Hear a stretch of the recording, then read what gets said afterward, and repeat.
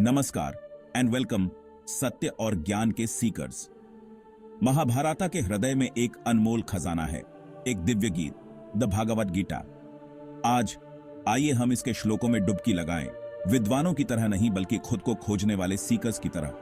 क्योंकि गीता सिर्फ एक स्क्रिप्चर नहीं है बल्कि एक जीता जागता गाइड है, जिंदगी की मुश्किलों को पार करने का रास्ता है, हमारे अंदर छुपे गहरे अर्थ को जानने का जरिया है और हमारे अस्तित्व के असली मतलब को समझने का जरिया है। गीता के श्लोकों में भगवान कृष्ण अर्जुन को गहरी सच्चाइयां बताते हैं, ऐसी सच्चाइयां जो हजारों सालों से गूंज रही हैं, ऐसी सच्चाइयां जिनमें हमारी जिंदगी बदलने की ताकत है। आज हम ऐसी ही 5 जिंदगी की सीखों को उजागर करेंगे, ज्ञान के 5 ऐसे रत्न जो हमारे रास्ते को रोशन कर सकते हैं, हमें उद्देश्यपूर्ण जीवन, संतुष्टि और सबसे बढ़कर मुक्ति की ओर ले जा सकते हैं। आइए इस यात्रा को शुरू करें, संदेह या अंधविश्वास के साथ नहीं बल्कि खुले दिल और ग्रहणशील मन से उस ज्ञान को अपनाने के लिए तैयार हैं जिसने सदियों से साधकों का मार्गदर्शन किया है। गीता कर्म योग की बात करती है, कर्म का योग जो हमें अपने कर्तव्यों को पूरी निष्ठा से और अपने कर्मों के फल की इच्छा के बिना करने पर जोर देता है। लेकिन हमारी जिंदगी के संदर्भ में इसका क्या मतलब है? हर दिन हमें अनगिनत कामों, जिम्मेदारियों और विकल्पों का सामना करना पड़ता है। क्या हमें बस यूं ही चलते रहना है या हमारे कर्मों का कोई गहरा अर्थ है? कर्म योग हमें सिखाता है कि हर कर्म, चाहे वह कितना भी छोटा या महत्वहीन क्यों न लगे, हमारे भाग्य को आकार देने की शक्ति रखता है। यह इनाम या पहचान पाने के बारे में नहीं है बल्कि अपने कर्तव्यों को ईमानदारी से निभाने के बारे में है, खुद से बड़ी किसी चीज की सेवा की भावना के साथ। जब हम अपने काम, अपने रिश्तों और अपने जीवन के हर पहलू को इस कर्तव्य भावना के साथ करते हैं तो हम खुद को ब्रह्मांड की व्यवस्था के साथ, जीवन के प्रवाह के साथ जोड़ लेते हैं। एक बहती नदी की कल्पना कीजिए जो पहाड़ों और घाटियों के बीच से अपना रास्ता बनाती हुई बहती रहती है। हमारे कर्म उस नदी की तरह होने चाहिए, स्वाभाविक रूप से, सहजता से, बिना किसी प्रतिरोध के बहते हुए। जब हम परिणामों से जुड़े होते हैं, सफलता या असफलता से, तो हम अपने अंदर प्रतिरोध पैदा करते हैं, इस प्राकृतिक प्रवाह को बाधित करते हैं। लेकिन जब हम अनासक्ति के साथ केवल कर्म पर ध्यान केंद्रित करके कार्य करते हैं तो हम एक उच्च उद्देश्य के साधन बन जाते हैं। इसका मतलब यह नहीं है कि हम भावनाहीन रोबोट बन जाते हैं, बस यूं ही काम करते रहते हैं। इसके विपरीत कर्म योग हमें अपने पूरे जुनून, अपने पूरे अस्तित्व को हर कर्म में लगाने के लिए प्रेरित करता है। यह हमारे काम को प्यार, खुशी से भरने के बारे में है, खुद से परे किसी चीज के प्रति समर्पण की भावना के साथ। यही कर्म योग का सार है, कर्म का वह मार्ग जो मुक्ति की ओर ले जाता है। जीवन के ताने बाने में हमारे कर्म वो धागे हैं जो हमारे व्यक्तिगत भाग्य को बुनते हैं और हमें अस्तित्व के बड़े जाल से जोड़ते हैं। लेकिन अक्सर हमारे कर्म स्वार्थ से प्रेरित होते हैं, व्यक्तिगत लाभ या पहचान पाने की इच्छा से। हालांकि गीता एक क्रांतिकारी बात कहती है, अपने लिए नहीं बल्कि सभी के कल्याण के लिए कार्य करो। यही निस्वार्थ कर्म का सार है। यह सवाल करना स्वाभाविक है कि मैं अपनी जरूरतों और आकांक्षाओं की उपेक्षा कैसे कर सकता हूं, लेकिन गीता खुद की उपेक्षा करने की वकालत नहीं करती। इसके बजाय यह दृष्टिकोण में बदलाव का सुझाव देती है। जब हम निस्वार्थ भाव से कार्य करते हैं, जब हमारे कर्म दूसरों की सेवा करने की सच्ची इच्छा में निहित होते हैं, तो हम आनंद और संतुष्टि के एक ऐसे गहन स्रोत से जुड़ते हैं जो हमारे अहंकार की सीमाओं से परे है। एक अंधेरे कमरे को रोशन करते हुए एक दीपक की कल्पना कीजिए। इसी तरह निस्वार्थ सेवा का एक कार्य अंधकार को दूर कर सकता है और कई लोगों के जीवन में प्रकाश ला सकता है। जब हम करुणा के साथ कार्य करते हैं, जब हम बिना किसी प्रतिफल की अपेक्षा के दूसरों की मदद करते हैं, तो हम न केवल दूसरों का उत्थान करते हैं बल्कि आंतरिक शांति और उद्देश्य की गहरी अनुभूति भी करते हैं। निस्वार्थ कर्म का यह सिद्धांत न केवल व्यक्तिगत स्तर पर बल्कि सामाजिक स्तर पर भी सही है। एक ऐसा समाज जहां व्यक्ति दूसरों की भलाई को प्राथमिकता देते हैं, जहां करुणा और सहानुभूति कर्मों का मार्गदर्शन करते हैं, वह समाज समृद्ध होता है। यह एक ऐसा समाज है जहां सद्भाव बना रहता है और सामूहिक प्रगति प्रेरक शक्ति बन जाती है।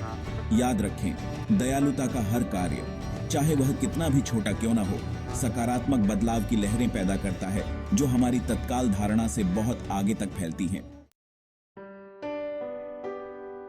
हम वास्तव में कौन हैं?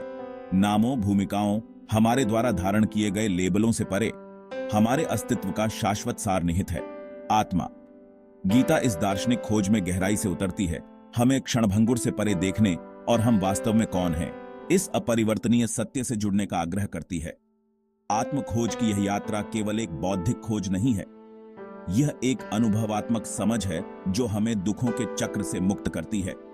गीता आत्मा को शरीर और मन से अलग बताती है, विचारों, भावनाओं और अनुभवों के निरंतर प्रवाह का एक साक्षी। जिस प्रकार विशाल सागर में पानी की एक बूंद विद्यमान रहती है, उसी प्रकार हमारी व्यक्तिगत चेतना, सार्वभौमिक चेतना, ब्रह्म का एक अंश है। स्वयं को समझना इस मूलभूत एकता, इस अंतर संबंध को पहचानना है जो हम सभी को बांधता है। एक ऐसे दर्पण की कल्पना कीजिए जो अनगिनत छवियों को दर्शाता है। क्षणभंगुर प्रतिबिंबों से अप्रभावित दर्पण अपरिवर्तित रहता है। इसी प्रकार आत्मा, हमारा वास्तविक स्व, जीवन के अस्थायी उतार चढ़ाव से अछूता रहता है। यह मौन दृष्टा है, हमारे अस्तित्व के नाटक का शाश्वत साक्षी है। जैसे जैसे हम इस आंतरिक यात्रा को शुरू करते हैं, हम अलग होने के भ्रम से परे देखने लगते हैं। हम महसूस करते हैं कि हम अलग थलग द्वीप नहीं, बल्कि अस्तित्व के भव्य ताने बाने में आपस में जुड़े हुए धागे हैं। यह समझ शांति की गहरी अनुभूति लाती है, एक गहन ज्ञान जो भय और असुरक्षा को पार करता है। आध्यात्मिक साधनाओं के संगीत में भक्ति योग भक्ति के मार्ग के रूप में सामने आता है, एक ऐसा मार्ग जो मानव हृदय की गहरी इच्छाओं के साथ प्रतिध्वनित होता है। यह प्रेम, समर्पण और ईश्वर के प्रति अटूट संबंध से प्रेरित यात्रा है। गीता इस मार्ग को खूबसूरती से दर्शाती है, इसकी परिवर्तनकारी शक्ति और हमें गहन आनंद की स्थिति तक ले जाने की क्षमता को प्रकट करती है। भक्ति कर्मकांड या कठोर साधना के बारे में नहीं है, यह ईश्वर के साथ एक गहरा व्यक्तिगत संबंध विकसित करने के बारे में है। एक ऐसा रिश्ता जो हमारे अस्तित्व के हर पहलू में व्याप्त हो। यह हर चीज में ईश्वर को देखने के बारे में है, हर सांस में, हर बातचीत में और अपने दिल की गहराई में। सूरजमुखी के सूरज की ओर मुड़ने की कल्पना कीजिए, उसका चेहरा श्रद्धा से दमक रहा है। इसी प्रकार भक्ति योग में हम अपने हृदय और मन को ईश्वर की ओर मोड़ते हैं। हमारा पूरा अस्तित्व प्रेम और श्रद्धा से भर जाता है।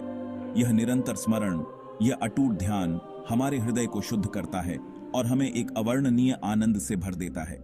भक्ति योग की खूबसूरती इसकी सुगमता में निहित है।